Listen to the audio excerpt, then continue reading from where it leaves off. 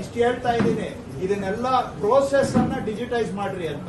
ಈಗ ಸ್ಕ್ಯಾನಿಂಗ್ ಮಾಡುವಾಗ ಬೇರೆ ಏನೇನು ಎಲ್ಲ ಅನಗತ್ಯವಾಗಿ ನಿಮ್ದು ಟೈಮ್ ವೇಸ್ಟ್ ಮಾಡಿದ್ದೀರಾ? ಬಟನ್ ಒತ್ತಿದ್ರೆ ಆಗ್ಬೇಕಿದೆಲ್ಲ. ಸ್ವಲ್ಪ ಯಾವಾಗ ಈಗ ಮಾಡ್ತಾ ಈಗ ಎಷ್ಟು ಡೈರೆಕ್ಟ್ ಈಗ ಯಾಕೆ ಬರಬಾರ್ದು? ಹೌದು, ಏನ್ರಿ ಇದೆಲ್ಲ ಈ ಒಂದ್ ಹೆಜ್ಜೆ ಯೋಚನೆ ಮಾಡೋದು, ಅದಾದ್ಮೇಲೆ ಇನ್ನೊಂದು ಹೆಜ್ಜೆ ಬಗ್ಗೆ ಅಷ್ಟೇ. ನೀವು ನಡೆಯುವಾಗ ರೋಡ್ ಮೇಲೆ ಬರೀ ಒಂದ್ ಹೆಜ್ಜೆ ಯೋಚನೆ ಮಾಡ್ತೀರಾ, ಅದಾದ್ಮೇಲೆ ಮುಂದಿನ ಹೆಜ್ಜೆ ಇಡ್ಬೇಕಾ ಇಲ್ವಾ? ಅಲ್ಲಿ ಏನ್ ಅವಶ್ಯಕತೆ ಇದೆ ಯೋಚನೆ ಮಾಡ್ಬೇಕಾ ಇಲ್ವಾ? ಈ 1 to 5 ವರ್ಗೂ ಡಿಜಿಟೈಸ್ ಆದ್ರೆ ಮತ್ತೆ ಯಾಕೆ ಮ್ಯಾನ್ಯುವಲ್ ಬರ್ಬೇಕು?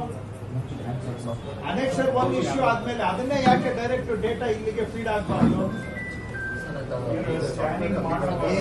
ನೀವೆಲ್ಲ ಏನ್ರಿ ಮಾಡ್ತಾ ಇದ್ದೀರಿ?